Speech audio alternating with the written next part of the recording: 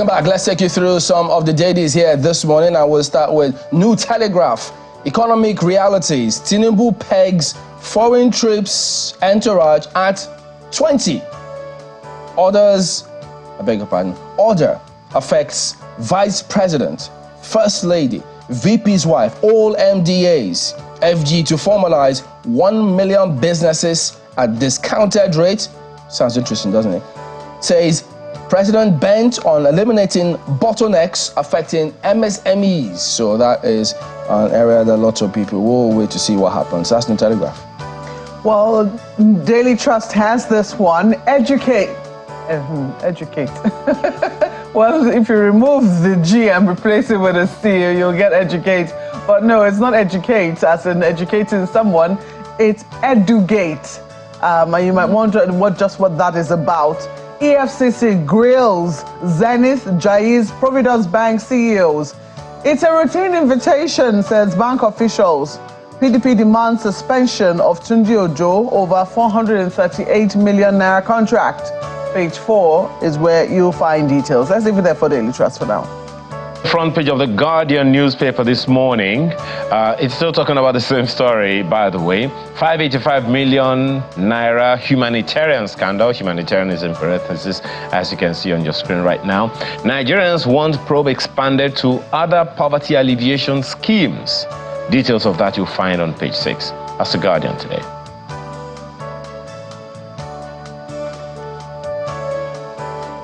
Okay, look at Vanguard. The 585 million naira graft. EFCC quizzes Better Edu for hours. No bank MD was arrested or detained as Edu, Sadiya, Halima clear air on their roles. Edu's suspension commendable, but not enough. Atiku. Why Tinubu moved swiftly against Better Edu, ascribed to the APC. So she was eventually released yesterday. She went back home. Okay, no, they're actually released. Was it an arrest? Well, they invited her and then you can be detained, yeah, and then eventually went home last night. All right, so that's the lead story here. Nigerian Tribune has this as its lead story. Tinubu slashes entourage for foreign local trips by 60%. President entouraged on more than 25 officials for local trips, 20 for foreign trips. So that's what we find on the front page of Nigerian Tribune. This morning, what do you have on this front page? Still about the fraud allegations, and that's the lead of the Nigerian Observer. Knox praises for Tinubu as EFCC grills Better Edu. The details on the front page continues on page 2.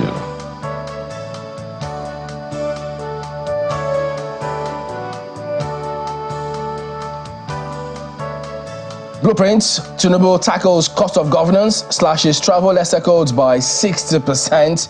Flout the rules at your peril. President warns aides. Says prudence of government officials must reflect citizens' condition. So that's what you also get to see on the front page here. Supreme Court reserves judgment on Motwang Oborori's appeals. You see that here as well this morning on Blueprint newspaper. Well, this Nigeria has this. EFCC grills 3 bank CEOs over 44 billion naira, 37.1 billion naira, and 585 million naira scandal. Zenith, Jaiz, Providence fingered in alleged shady deal in Ministry of Humanitarian Affairs. Suspended Edu ex-minister Umar Farouk still undergoing interrogation. And the Daily Independent newspaper is looking at a totally different story from all of these, and it's focusing on aviation. Daily Independent newspaper has this one as its lead story. Outcry trails increase of aviation agencies' contribution to TSA. Now the writer says stakeholders warn 50% TSA may impact passengers' safety comfort. What does that mean? A cause for concern? The details on the inside pages of Daily Independent today. Okay, so I guess that might be the last of the papers we've got here this morning, isn't it? Because we've had this Nigeria as well. So yeah, my thing is just News Direct. Nigerian News Direct has this better Edu. Tinubu has set the pace for us to fight corruption. That's what the EFCC is quoted as saying on the front page of the Nigerian News Direct. Okay, so interesting one. But one thing that caught my eye, guys, as we went through some of the dailies, is this one that's tucked at the bottom of New Telegraph. It says, FG woos ASU to ensure strike-free varsity education system to crack down on fake certificate holders. Says country must move at same pace. So whatever they mean at same pace, I think you might need to go in there and read it. But of equal importance is yes, how the government responds, be it NUC or any of their agencies to this, will be important. But we also need to learn to ensure that we pay a lot of attention and premium to those who are qualified to do certain jobs, and then skill sets. And not just because what lots of people see why they want to forge and fake some of these things to get their way, because they've seen people do some of these things and escape with it. They've seen political office holders do certain things and go away with it. They've seen qualifications even aspire for sometimes the highest office or very high offices, depending on your status, just attempt school sets. And then when you go to a job opening or anything, in most cases, it's almost easier for a camel to go through the eye of a needle than for you to get in, because they'll ask you for all sorts. Then if you're just out of school, they ask you for experience, 5 years, 10 years, all sorts of things, and you wonder, where do you get this thing? And we don't have that culture of work experience, interning, where you get that as your experience and it counts. So if they've started this student loan scenario, yes, they want this to also function. They need to equally pay attention to how do we ensure we don't have any more interruption, pay premium to education. We can't spend all this amount of money in West Africa, in Africa, in Europe. It's a lot of money. I'm talking about billions of dollars when CBN publish it. How much we lose. We complain that we don't have enough funds in this country. We need money. But we need to ensure that we keep the monies that we can afford to here by doing certain things. So it's not a big deal to ensure that this is done. This is part of what I expect to be the KPI of the Ministry of Education, to say, look, all this amount of money in trillions of dollars that we spend abroad, what do we do? How much of it can we save by putting in place policies? So that is of equal importance. Interesting that the federal government is trying to woo ASU. I hope that, they're eventually able to get them on their side. But looking at the front page of Daily Trust, I think that the coup in Niger comes into focus as well. When you look at the bottom strip there, Niger junta releases Bazoum's son 167 days after. Well, that's looking at Daily Trust for you right there. Coupists need to do more. That's according to diplomats. So we know that when the coup happened in Niger, President Bazoum and his family were kept within the confines of the presidential palace. And one of the requirements, that ECOWAS has made of in Niger is to release President Bazoum unconditionally, as well as his family. But it does appear that that is yet to be yielded to. But it does appear now that maybe there is some. Is this a peace offering? I don't know. But this is what Daily Trust is reporting, that the junta has released Bazoum's son 167 days after. When will the entire family be released? It's very unclear. Well, let's leave it there for Daily Trust. Well, allow me to speak a little about what you mentioned the other time, Chamberlain, about the federal government wooing ASU. That's one way to look at it. Another way I think we should be looking at it is, what value does the federal government expect ASU to bring to the table? What function is our education supposed to be playing? Is there a call? Is it time for us to review our education? And I mean the entire spectrum of our education, from kindergarten all the way to the university level. What's the vision? What's the aspiration of our education? What does a parent expect the child to just get at the end of the university degree, to just get a certificate, or actually have an education? What's the curriculum looking like? Is it futuristic? How many teachers are aware of AI, of artificial intelligence, of technology, applying technology into education and all those things? I don't know how, if at all, our entire curriculum lines up with these aspirations. But hey, if they don't, we're in the past. But my interest is actually in that story on the front page of Daily Independent, which I think other papers also carried. It's at the bottom of the page. Tinubu cuts overheads, number of officials for trips by 60%. Well, a number of people would say that is commendable, no doubt. But then the question you want to ask is, are we going to have a replication of that at the states level as well? How does it affect the number of people in the convoy of the president, of the governor, of a commissioner? Do we still have to have up to 10, 20, sometimes 50 vehicles in the convoy of the president or in the convoy of any governor? We've said that the number of people are cut down. Is the number of vehicles also cut down? Can we have a situation where the leadership at the top actually percolates down to the states, down to the local governments, down to the houses of assembly and the legislature? I think that will give a lot more meaning to it, because there are those who will be asking, hey, what's the percentage of costs that is cut from the announcement of the president? Stories on the front page of the Daily Independent.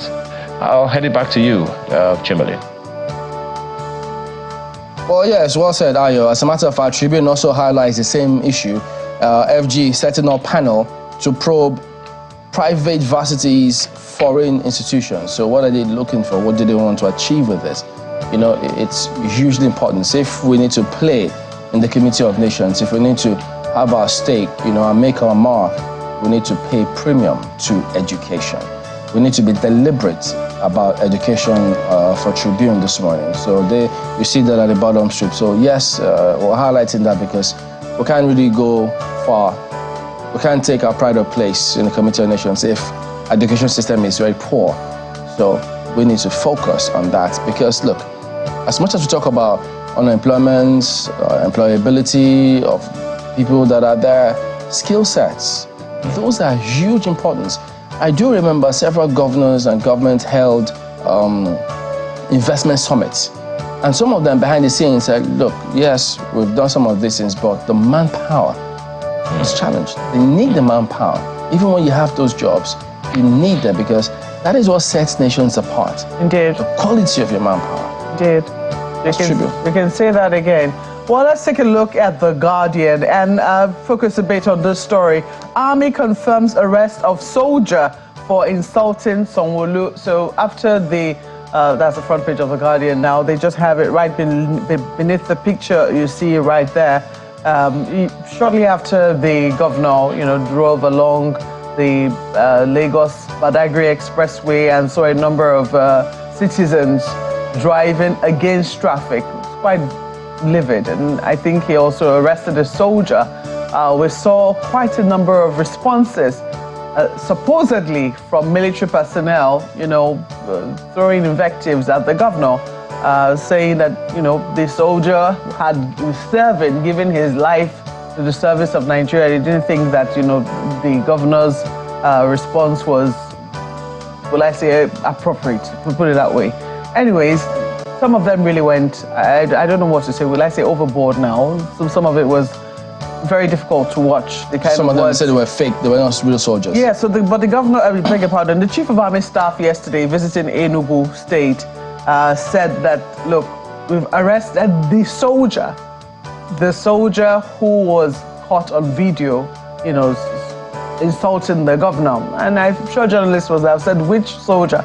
There were quite a number of them. And they said, no, not all of them are soldiers. And if you look critically at those videos, it'll be very interesting. I think it'll be interesting for the Nigerian army to tell us which one of them was the actual soldier who was arrested by them, and how to identify fake soldiers. Because as far as the public is concerned, because all of them were wearing camouflage, they were all, one of them was even wearing what we thought was a UN beret, like he was outside of the country on service. So it will be very interesting to know which one of them the actual soldier? Because the military chief was telling us that one of them was wearing a cap upside down, something to that effect. So it'll be interesting to know. But this is what the Nigerian army is confirming, that they have arrested a soldier who was insulting the governor of Lagos State, saying that he doesn't represent them. He doesn't represent what the Nigerian army stands for. Let's leave it there for the Guardian newspapers. Well, I have a bit of an interest, Malcolm and Chamberlain, this morning in a story somewhere on the front page of this Nigerian newspaper, and it's about elephant trafficking. It says that Nigeria yesterday destroyed 2.5 tons of seized elephant tusks, valued at 9.9 billion naira. That's $11.2 million. That's on the front page of this Nigerian newspaper, by the way, in a push to protect its dwindling elephant population from rampant wildlife traffickers. And what we have also found out is that over the past 3 decades, Nigeria's elephant population has declined drastically from an estimated 1,500 to, guess how many now? Less than 400. Due to what? Ivory, poaching of ivory, habitat loss, and human-elephant conflict. That's according to conservationists. Now, this is what we know about elephants. How about several others that we are not giving attention to? There are people who would say, if we are giving so much attention to elephants, how about human beings that are being killed on a daily basis? Yes. But something we must bring attention to from time to time is that there is a balance in the ecosystem. There is a balance in nature. If the number of a particular wildlife is decreased to a particular level or to an unacceptable level by nature, it has a direct impact on human beings. And we're just talking about animals now. There are several others that affect our lives drastically. Why do we have an increasing number of people falling ill due to cold? There are people who are closer to nature, who are even in colder environments in the villages and the hinterlands. I don't have the kind of cold that we have in Lagos and in other urban parts of Nigeria. The question you want to ask is why? Perhaps because we are losing the ecosystem, the balance of the ecosystem. And this Nigeria is pointing to is just one of this example. How many others are there? It's about time we begun, particularly at the ministries of the environment and Ministry of Agriculture, to pay attention to this balance of the ecosystem, because at the end of the day, it is about sustainability. Chamberlain. Thank you, guys. That wraps it up with a look at some of the dailies here this morning. But don't forget, you can talk to us. Whatever you like to get off your chest, that's the email account. You get to see it at the bottom of your screen. But we will be back in just a moment. Stay on with us.